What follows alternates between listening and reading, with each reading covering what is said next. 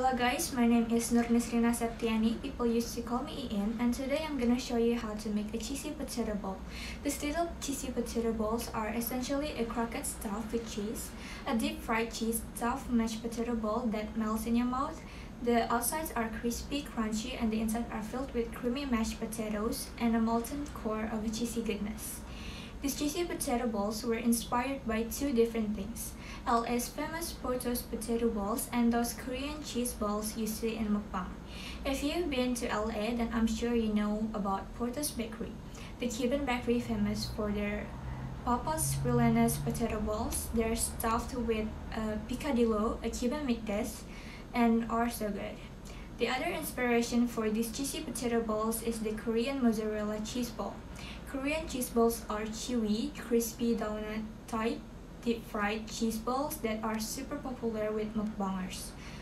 Cheese balls are usually sold alongside Korean fried chicken. They're really cheesy and melty and are great for cheese balls. To make a cheesy potato balls, you need 2 potatoes peeled and diced, salt to taste, mozzarella cheese, 1 cup flour, 1 to 2 large eggs beaten briefly, 1/2 cups of panko, oil over high heat for frying like grapeseed. How to make a cheesy potato balls? First, peel and boil the potatoes. Start by peeling your potatoes and then cutting them into large, even chunks. After your potatoes are peeled, put them into a large pot, add a generous amount of salt, and turn the heat up to medium-high.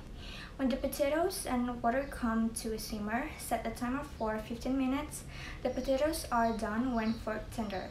Poke a fork into a chunk. If it slides through easily, it's done. And then drain the potatoes well.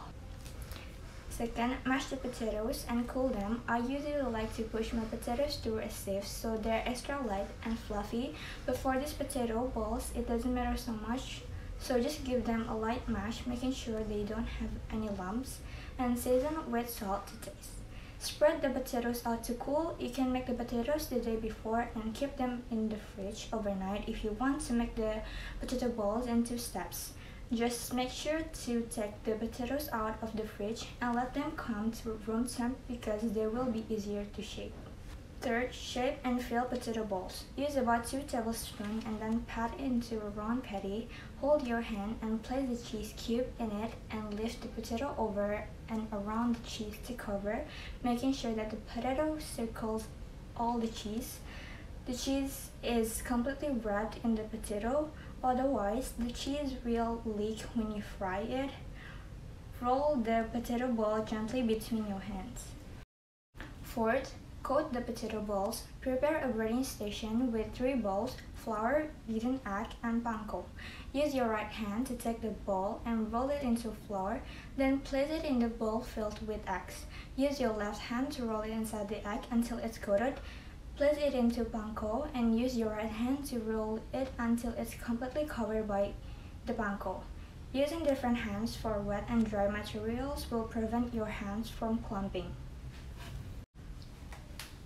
Fifth, fry the potato balls. Once all the balls are coated, heat the oil over medium heat.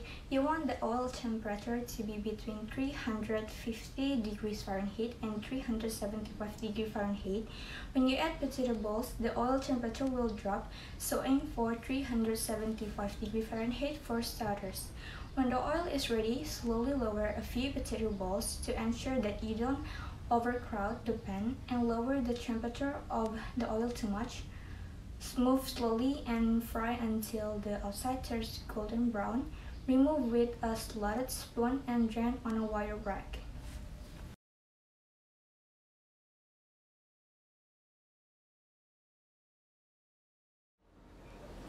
Now that you've fried up your cheesy potato balls, it's time to eat. Be careful because the cheese can be really hot. I like to eat this as pulling them apart so you get the cheese pull effect. You can have them plain or with ketchup or hot sauce. They're essentially a snack food, but if you like, serve them up with some Korean fried chicken. Tips for making cheesy potato balls. Same size balls. Using a cookie scoop or a measuring spoon will keep your potato balls the same size, meaning they all finish cooked at the same time. Plus, your potato balls will look nice and proportional. And I'm sorry guys, it's not perfect, but I hope it helps you guys how to make this, and thank you.